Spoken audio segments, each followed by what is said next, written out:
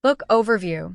Dale Carnegie's book How to Win Friends and Influence People is considered one of the best books about human relations.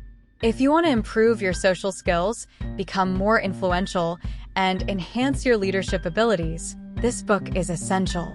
Even though it was written 84 years ago, its lessons are still relevant today, which is why it remains one of the highest sold books in the world. Part 1.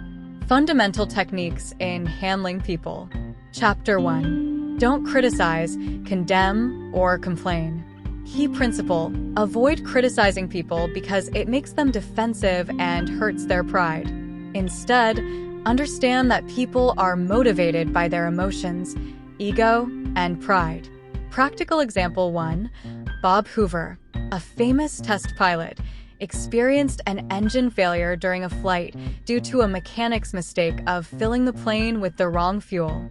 Instead of yelling or criticizing the mechanic, Hoover showed his faith in him by requesting the same mechanic to service his plane the next day. This approach was more effective because it focused on positive reinforcement rather than punishment. Practical example 2. Imagine you are a manager and an employee makes a significant mistake. Instead of criticizing them in front of their peers, you take them aside and discuss how to avoid the mistake in the future. This not only preserves their dignity, but also encourages them to improve. Why this works? Criticizing people doesn't lead to positive changes because people are driven by their emotions rather than reason. Positive reinforcement, on the other hand, motivates people to learn and grow. Practical tips for daily use. Tip 1.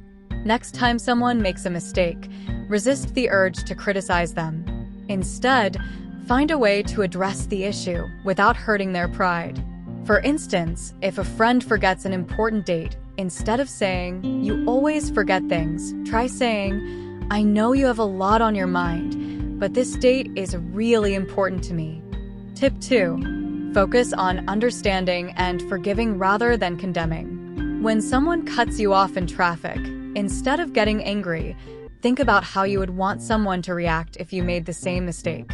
These fundamental techniques from Dale Carnegie's book can help you build better relationships and become a more effective leader by understanding and respecting people's emotions. Chapter 2. Give honest and sincere appreciation. Key principle: people crave appreciation. We all enjoy compliments and hearing that we're doing a good job. This desire for approval can drive people to achieve great things. You don't need to give someone a fancy title to show your appreciation. Simple phrases like, "Thank you," and "I'm sorry" can be powerful when combined with sincere and honest praise. Avoid giving fake compliments because people can easily see through them. Practical example 1. Imagine a teacher who goes out of their way to help a student understand a difficult concept. Instead of just saying, "Good job," you can say, "I really appreciate how much effort you put into helping me.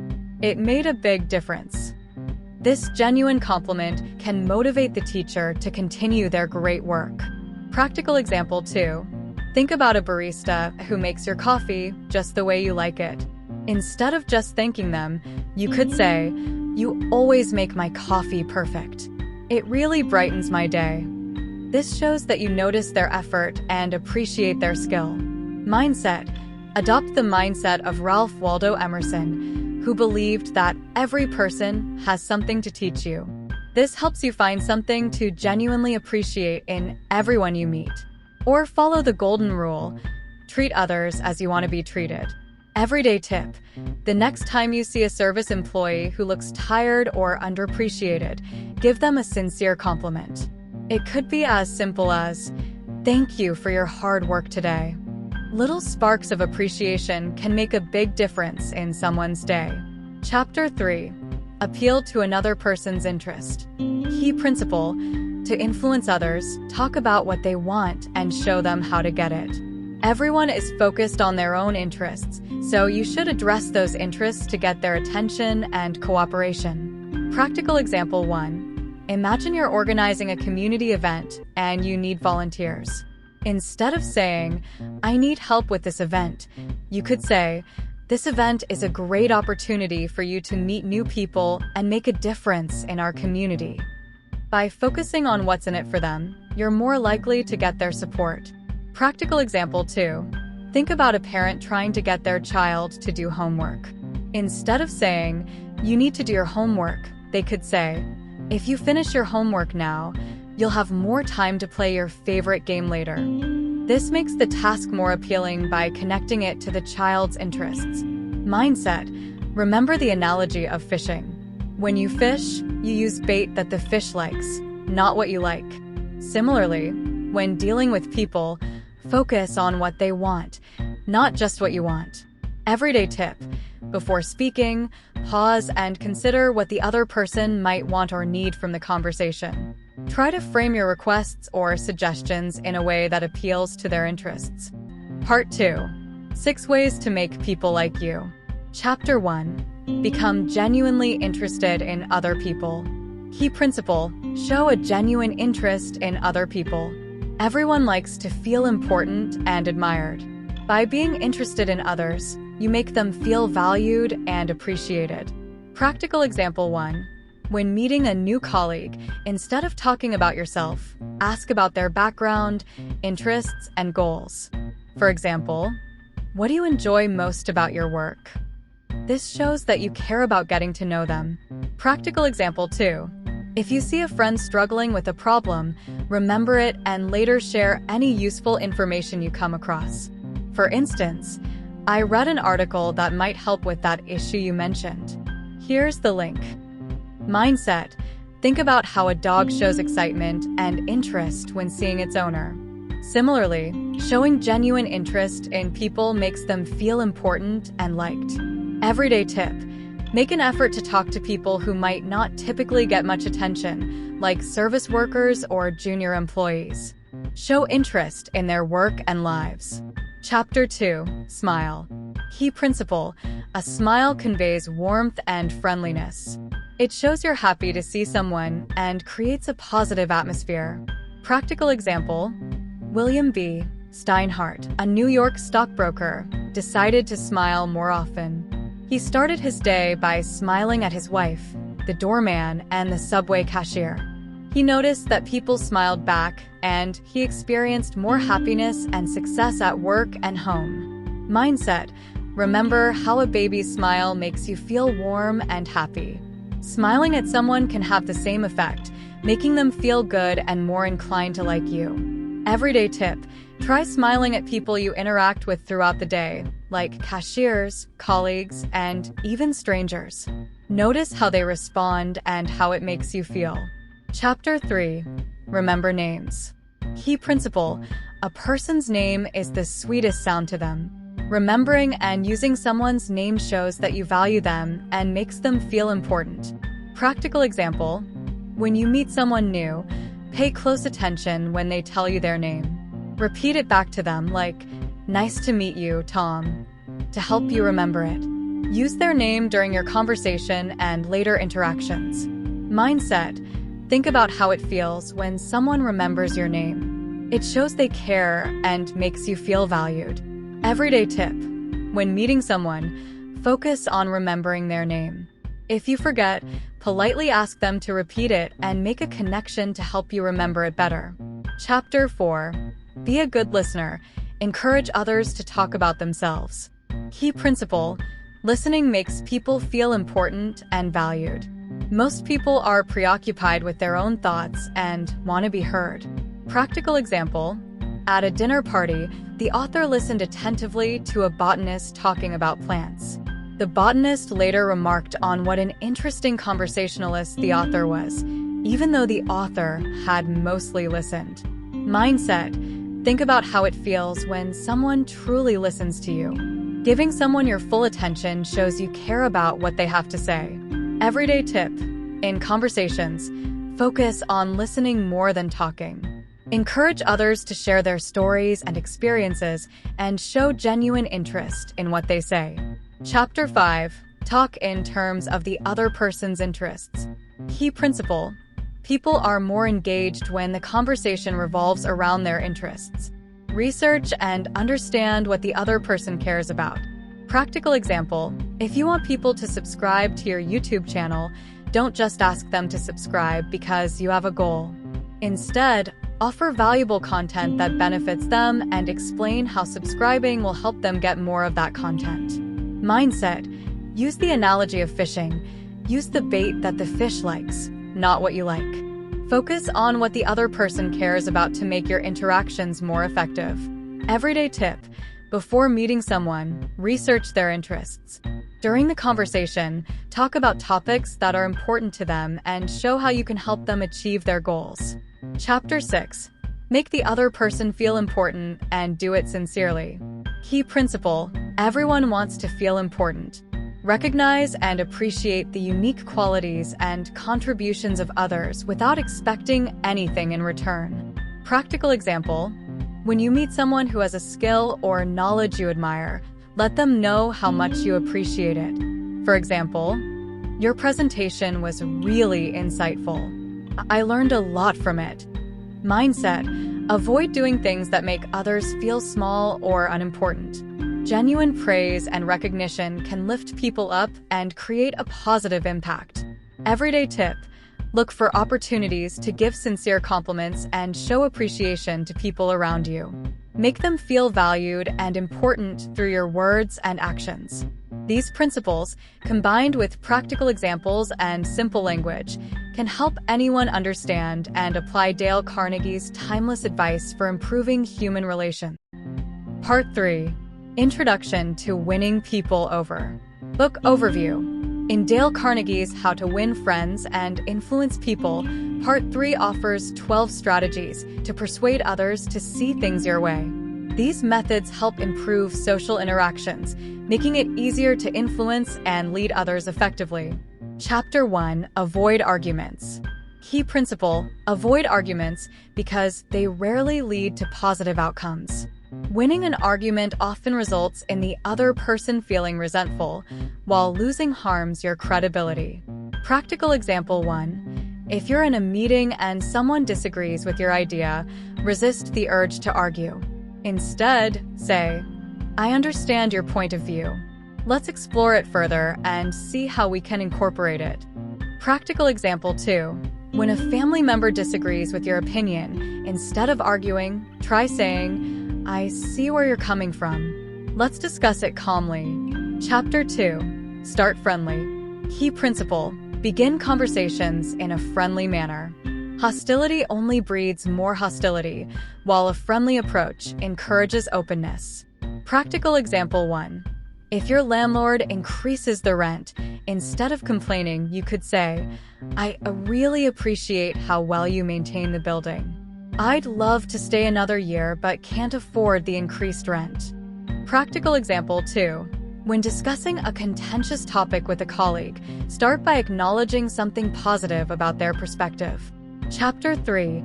Respect opinions. Never say you're wrong. Key principle: telling someone they're wrong insults their pride and makes them defensive. Show respect for their opinions instead. Practical example 1. If a friend makes a statement you disagree with, instead of saying you're wrong, try saying, "That's an interesting point. Here's another perspective." Practical example 2. If a customer complains about your product, acknowledge their feelings and work towards a solution without dismissing their concerns. Chapter 4. Admit mistakes quickly. Key principle: admitting your mistakes quickly and sincerely can disarm others and create goodwill. Practical example 1. If you break a rule and get caught, admit your fault immediately and apologize sincerely. This often leads to more lenient treatment. Practical example 2. If you miss a deadline at work, admit your mistake promptly and explain how you plan to avoid it in the future. Chapter 5. Encourage others to talk. Key principle: let others express their thoughts and feelings fully. This makes them more receptive to your ideas. Practical example 1.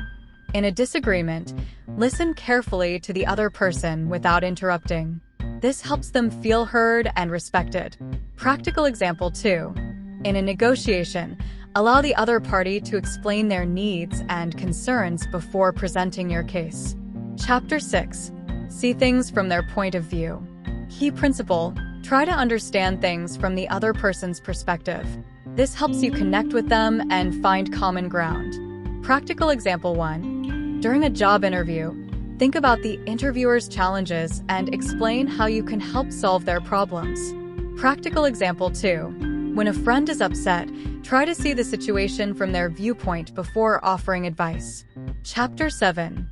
Be sympathetic. Key principle: show sympathy for the other person's ideas and desires. This makes them more likely to appreciate your perspective. Practical example 1.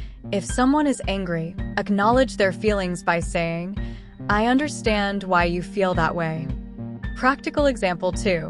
When a colleague is stressed, offer a sympathetic ear and express understanding of their situation. Chapter 8. Get them to say yes. Key principle: start conversations with questions that will get a yes response. This makes people more open and cooperative. Practical example 1. If selling a product, start with questions like, "Do you value saving time?" and "Would you like to save money?" before introducing your product. Practical example 2. In a meeting, ask colleagues questions they are likely to agree with to build a positive atmosphere before presenting your proposal. Chapter 9. Let them feel ownership. Key principle: make the other person feel that the idea is theirs. This makes them more committed to it. Practical example 1. If you're trying to implement a new process at work, involve team members in the planning and ask for their input. Practical example 2. When negotiating, ask the other party for their suggestions and build on them to reach a mutually beneficial agreement. Chapter 10. Appeal to noble motives. Key principle: appeal to the other person's higher ideals and values. This makes them more likely to act positively. Practical example 1. If someone breaks an agreement, remind them of their integrity and how important it is to keep their word. Practical example 2. When asking for help, appeal to the person's sense of kindness and generosity. Chapter 11. Dramatize your ideas. Key principle: make your ideas vivid and dramatic to capture attention. Practical example 1. Instead of saying, "We're losing money," show the amount lost visually, like throwing pennies on the floor to illustrate the point. Practical example 2. In a presentation, use powerful visuals and stories to make your message more engaging and memorable. Chapter 12. Challenge them. Key principle: when motivation doesn't work, create a challenge. People love to compete and excel. Practical example 1. If a team is underperforming, set a friendly competition with a reward for the best performer. Practical example 2. When someone hesitates to take on a task, subtly challenge their abilities by saying, "I know this is tough, but I believe you can handle it." By applying these principles, you can improve your ability to influence others and create more positive interactions in your daily life. Part 4. Changing people without offense or resentment. Chapter 1. Begin with praise and honest appreciation. Start by praising someone's good points before mentioning any criticism. This makes it easier for them to listen to your feedback. Avoid formal and insincere praise. Instead, be specific and genuine. For example, if a colleague's report has errors, first acknowledge their hard work and effort, then gently suggest improvements. This approach makes them more receptive to your feedback. Chapter 2. Call attention to mistakes indirectly. Instead of directly pointing out someone's mistakes, use indirect methods. For instance, use and instead of, but to link praise and suggestions. Compare these two examples. You've done a great job, but you made some mistakes. You've done a great job, and with a checklist, you can avoid mistakes in the future. Another method is to demonstrate the correct way yourself. For example, if employees are neglecting customers, serve the customer yourself and let them see the correct approach. Chapter 3. Talk about your own mistakes before criticizing. When giving feedback, mention your own mistakes first. This shows empathy and makes the other person more open to your suggestions. For example, if an intern struggles with interviews, share your own embarrassing interview story to make them feel comfortable. This approach shows that everyone makes mistakes and it's okay to learn from them. Chapter 4. Ask questions instead of giving orders. Encourage people to think for themselves by asking questions. This gives them a sense of control and ownership over their actions. For example, instead of saying, "You need to do this differently," ask, "What do you think we can do to improve this?" This approach fosters creativity and engagement. Chapter 5. Let the person save face. Avoid damaging someone's pride when they make a mistake. Instead of harsh criticism, offer support and understanding. For example, if an employee apologizes for an error, thank them for their effort and express confidence in their ability to improve. This preserves their dignity and motivation. Chapter 6. Praise every slight improvement. Recognize and praise even small improvements. This motivates people to keep improving. Be specific in your praise to make it meaningful. For example, if a colleague improves their response time slightly, acknowledge it. "I noticed you replied faster to emails this week. Great job." This encourages them to continue improving. Chapter 7. Give the person a fine reputation to live up to. Highlight someone's positive traits, and they will strive to live up to them. For instance, tell a friend they are known for keeping secrets well. Even if they weren't particularly good at it before, they will start acting more trustworthy to maintain this reputation. Chapter 8. Make the fault seem easy to correct. Make improvements seem achievable. Instead of saying someone lacks talent, encourage them by highlighting their strengths and suggesting simple steps for improvement. For example, a dance instructor might say, "You have a natural sense of rhythm. With a bit more practice, you'll be a fantastic dancer." Chapter 9. Make the person happy about doing the things you suggest. When suggesting actions, explain the benefits for both parties involved. For example, if you want a colleague to help with a project, say, "If you help me with this project, we can finish it faster, and you'll gain more experience in this area." This approach aligns mutual interests and motivates cooperation. By applying these principles, you can effectively change people's behavior without causing offense or resentment, fostering a positive and cooperative environment. Subscribe to my channel. It keeps me motivated to post more videos for you. Thanks for watching and have a great day.